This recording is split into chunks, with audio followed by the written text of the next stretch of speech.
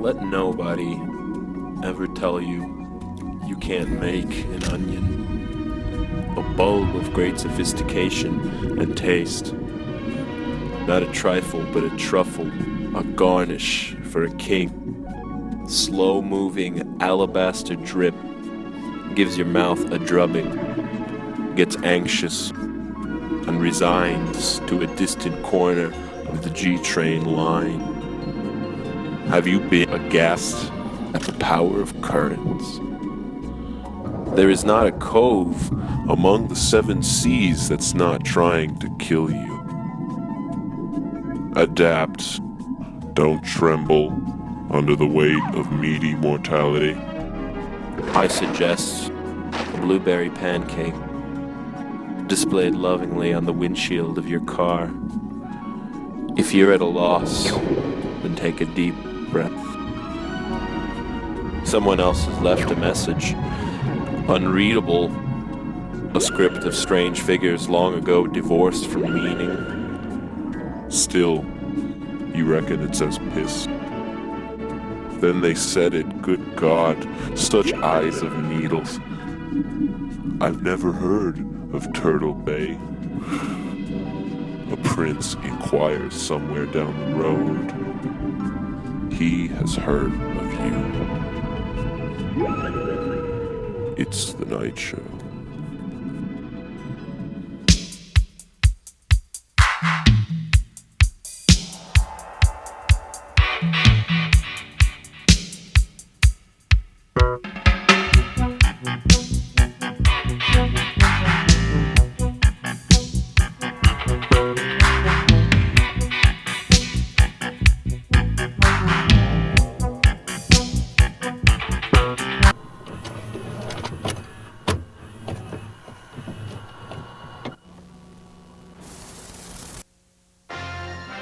This is Dateline Wednesday, May 8th, 1996. Tonight. When you think of your grandmother, what comes to mind? The fragrance of peppermint, being spoiled and showered with love as a child, watching your mother grimace through all her pent-up resentment while they were ever together. Well, what doesn't seem to come to mind often is a latent sexual appetite.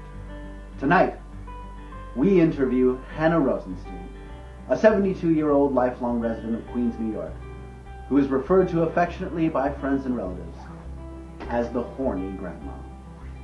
Welcome to Dateline, Hannah. Hello, hello. My name is Hannah Rosenstein. I'm 72 years old, 72 years young, and I am very, very, very horny. I just don't know where it came from. Every year when I move up by 1 year, it's the total becomes the number of orgasms that I choose to have each week. It's phenomenal. Hannah, you haven't been shy at all about your horniness maintaining itself well into your 70s. True. How has that affected the perception of you in your community, amongst your neighbors, your friends, and family? See, mostly what I get is a lot of jealousy. Huh? A lot of my girlfriends, they come to me, they go, Hannah, how are you pulling all of this off? Where are you getting all of this from? And I say, Bubba, it's not every day that you get to look upon a goddess like this and get your fill, alright? Some of them down there, it's more like the Sahara Desert. For me, it's like the Suez Canal, alright? I'm just teasing you. Hannah, is there an off switch? Or does the horniness remain unabated as a tirade of sexual desire? No, I'm very, very horny at almost all instances of the day.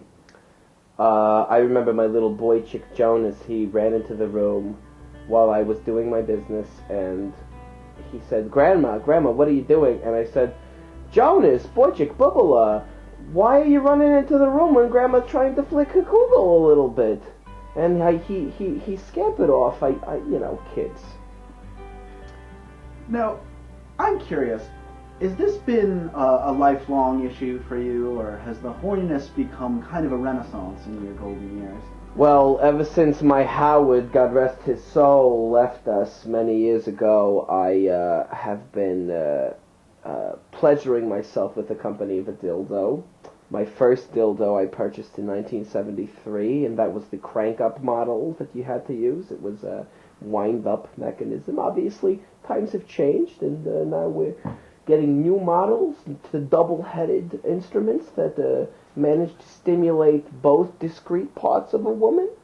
I personally, I prefer one of the more advanced models that rotates as you press down on the button, and in that way you can be absolutely sure that your Grafenberg spot, that's the G spot for the kids out there. I don't know how many, millennials are watching this, alright? I think that is the best possible thing you can do to treat yourself. Make yourself, get off a little bit. It's good for your health, alright? It's the reason I look this good at this age. Rumor has it that you've been able to maintain a pretty steady stable of younger men who, try as they might, attempt to keep up with your unbelievable sexual appetite. Try as they might, that's the operative word there, absolutely. Would you go on to describe a little more about these gentlemen? What drives you to look for men and just find new stable boys for your wanton sexual appetite? First of all, I have some of the hardest nipples in the tri-state area. Guaranteed, you're not gonna find a better set than these right here. It did seem like that to me, yes, from where I'm sitting. Thank you. I noticed you giving me a little eye. You're checking me out a little bit. You're a little saucy boy, aren't you? You little saucy Stone Phillips. Look at you, journalist.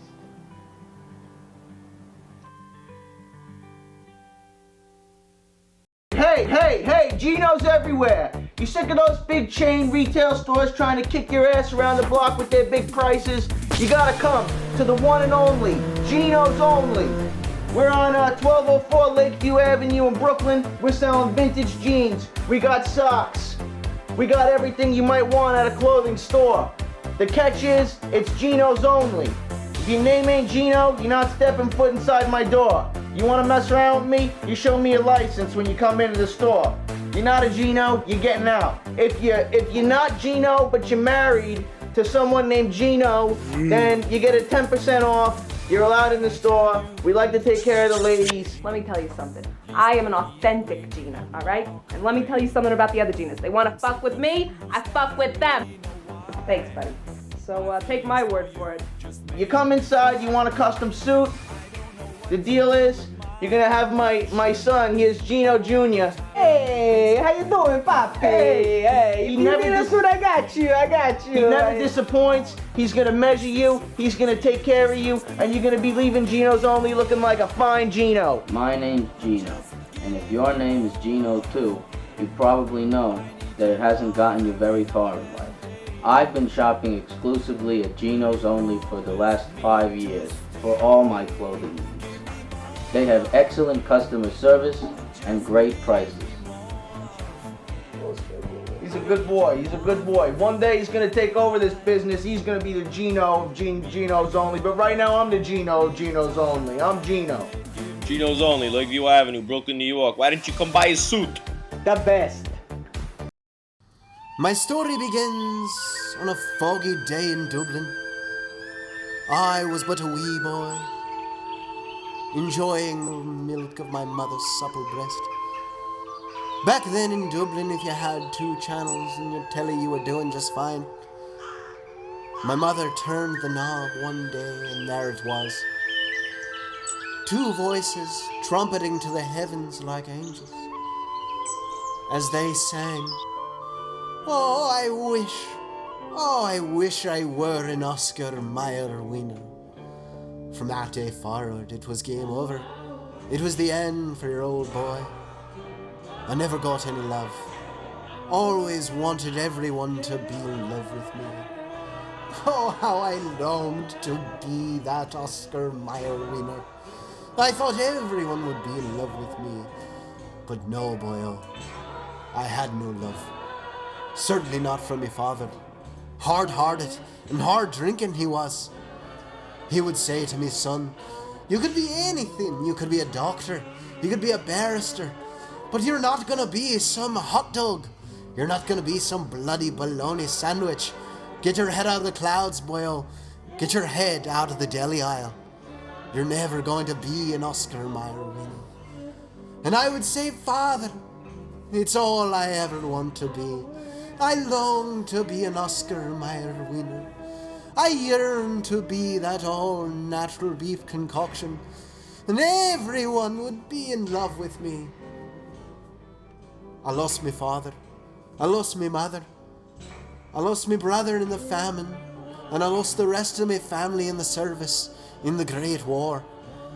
Now here I am, nothing but a halfpenny to my name, and a dead mule to have sexual congress. I got nothing. Nobody loves me. I'm not that beautiful tube of meat that is that Oscar Mayer winner. Oh, friends. Oh, how I long to be an Oscar Mayer winner. For if I were an Oscar Mayer winner, everyone would be in love with me. Nutritious and valuable meats can be recovered through the process of mechanical deboner. It is used in the separation of meat and bones of chickens, turkeys, ducks, and fish. All those products have a noble use. They participate directly in the process of industrializations of sausages. The high-tech deboners were planned to avoid the traditional problems of most of the machines of its kind. In our equipments, there are no need of pre-cooling and pre-broken of the raw materials, coming these directly from the production lines. As this function is carried out direct of provisioning of the machine, there are not delay nor increase of temperature of the product in this stage. The muscular tissue and the broken bones are introduced by an only screw thread system in the head stock. The pressure is increased gradually this way, forcing the eatable meat to pass for the holes of a series of circular blades, where the format of those blades acts from way to cut the meat of the bones in the measure that this is extract of the machine. The bones are conducted by screw thread and extracted in the extremity of the machine. The technique of the bone of the machine's high-tech minimizes the elevation of temperature of the product, maintaining a maximum of revenue in the extraction of meat. Hello again, my friends. For those of you tuning in for the first time, my name is Alberto San Domingo Coronacion de Guadalupe. You can view my readings here weekly, or you can tune into my podcast, Alberto's Aphorismos, available on iTunes. Before we begin today's reading, a little background. In 1997, the earth shook with tremors so ferocious they were thought to be the stuff of legend. However, this seismic shift was not tectonic in nature, but cultural. Audiences from Poughkeepsie to Portland flocked to the theater to view Austin Powers' International Man of Mystery. With its zany twists and turns, with its groovy babies, with its shagadelics, this Mike Myers' indefatigable vehicle shagged its way into our collective consciousness, with or without our consent. As our hero's tale spread like a brush fire the world over, it became clear that a sequel was as imminent as it was imminently necessary. The French psychoanalytic Marxist Louis Althusser once opined, "If there is one constant in capitalism's schismatic reproduction of social classes, it is that a comedy sequel will outdo its original." In 1999, Austin Powers, The Spy Who Shagged Me, proved him right once again, with its additions which were deft to its already winding narrative arc, its fat bastards, its ubiquitous mini-me's. This sequel, well, was very successful. How successful? Well, let's just say it made a little more than $1 million. So, with all of its prowess, Austin Powers, The Spy Who Shagged Me, had audiences saying, "Yeah, baby."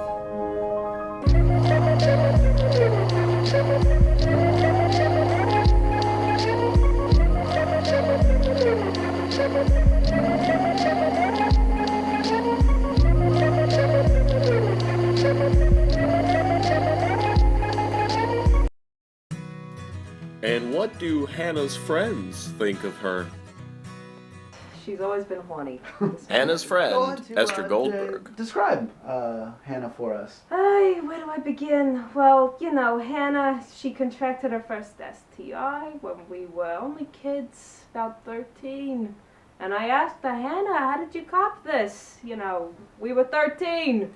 But she always had some dingling in her, whether it was in the back, the front, the top, the bottom, the side.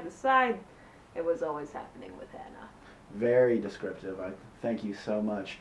Would you say that Hannah's sometimes rocky marriage to Howard had some effect on her becoming this psycho hose beast, as her friends often refer to her? You know, it's funny that you mention Howard, because he was also quite the sexual beast. But, you know, he could never take the burden of Hannah's sexual desires.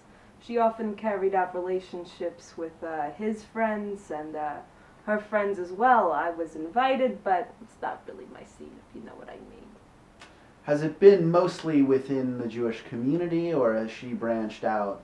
Oh, she's branched out. Honey, are you kidding me? She can't just stick with one religion. Oh, please. She can't even stick with one person at once. So you think she's gonna stick with the Jews? Oh, you got the blacks, the Hindus, the Muslims, the Christians, the evangelicals.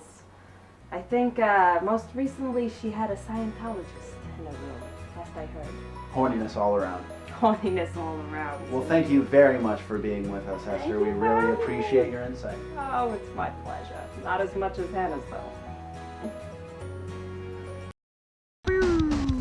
What's up? I'm Braden Callahan, the Libertarian Skater, and I'm married to my two loves, shredding the gnar and shrinking the government. Come with me, guys.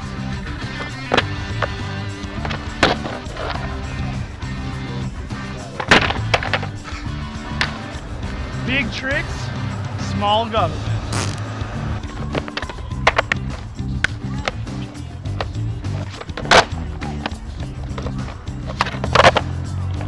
My mom taught me this one.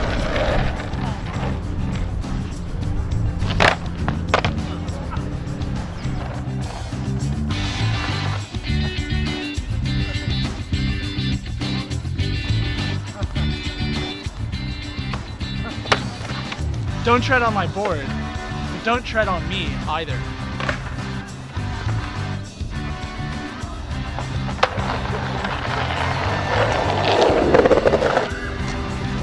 When I'm not bored in, I'm thinking about conservative politics. Grindage!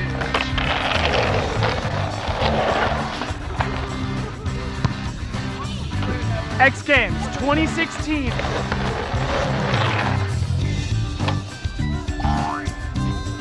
The United States debt is almost as extreme as this next trick.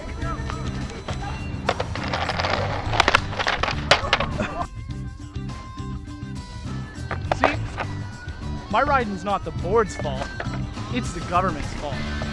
Work around it.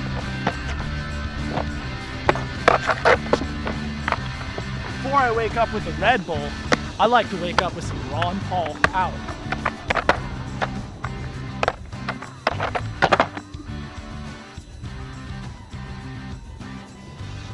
I will never live for the sake of another man, nor ask a man to live for mine. John Galt.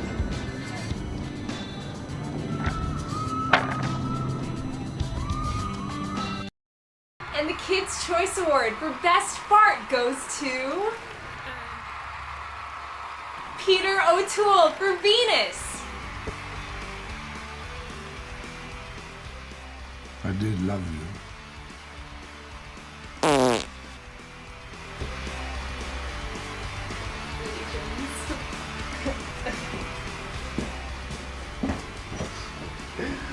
My. A Kid's Choice Award for Best Fart. This is truly a stunning accomplishment. I haven't been this proud since I saw those old boys at the Royal Navy overtake the Falklands. I remember in 1972, Sidney Poitier said to me, "Peter, you'll never be a farter on screen." And I said, "Sidney, how the hell did you get into this country club?" Oh, no, truly, this is a great honor. My flatulence has always been something I've been proud of, and today I can say that Peter O'Toole is no longer the bridesmaid that everybody has made me out to be. I'd like to thank my other nominees. Rob Schneider, your flatulence-induced bigolate male jubilate was absolutely astonishing. I must say, this award is truly a great honor. For those of you who voted for me, I would simply like to tell you, this fart is for you.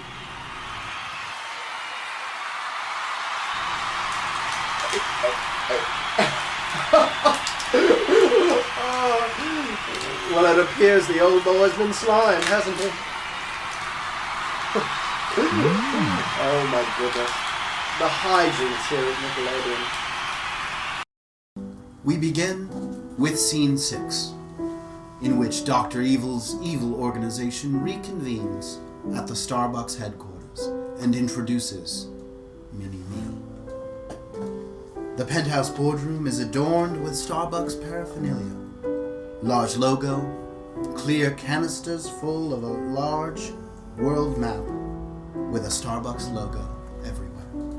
Around a large table are Dr. Evil, Number 2, and a band of henchmen. Number 2. Dr. Evil. As the legitimate frontman of your organization, I seized upon the opportunity to invest in a small Seattle-based coffee company. Today, Starbucks is an empire with 2,000 outlets worldwide. Oh, good, Number 2. I do enjoy a good cup of joe.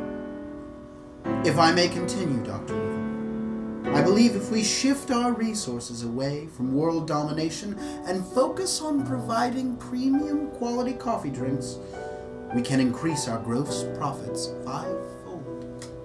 Right. Perhaps you've confused me with someone who gives a shit. Might I remind you that I run the show here and demand a little respect. Dr. Evil, as you know, the rate at which you liquidate henchmen far exceeds our ability to replace them. While you were frozen, we began a program to clone you. Cool. We had a few glitches, but I think you'll be pleased with the result. Enter Frau Farbissina. Send in the clone. Music, dramatic sting. We see the shadow of an approaching figure. Shadow that looks like Dr. Evil, only much littler. He is identical to you in every way, except he is 1/8 your size. Breathtaking. I shall call him Mini-Me.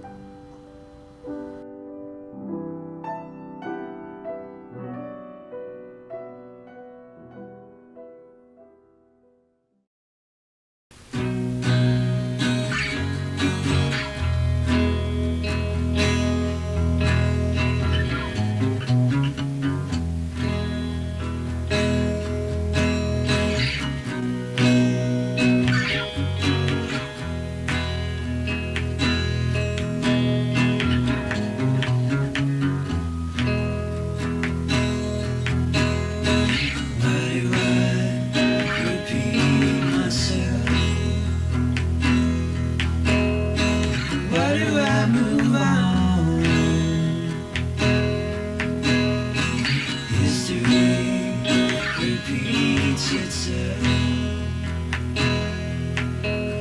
So can you really move on? It's anyone's guess. I'm anyone's guess. I don't want to see you,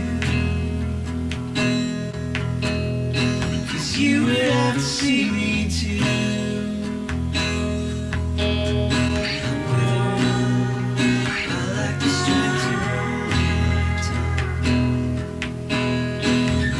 Strength to hold your hand.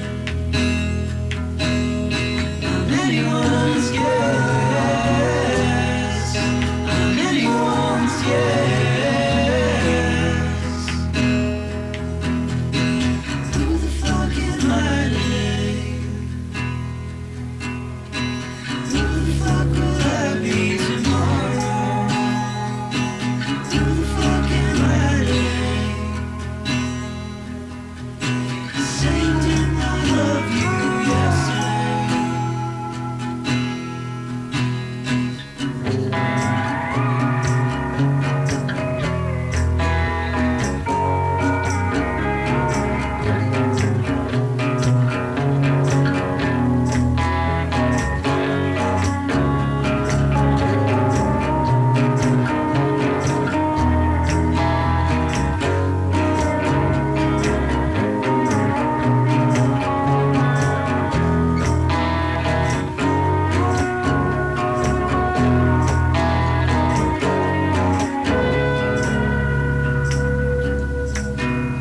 My hair goes gray, but my hands have always been.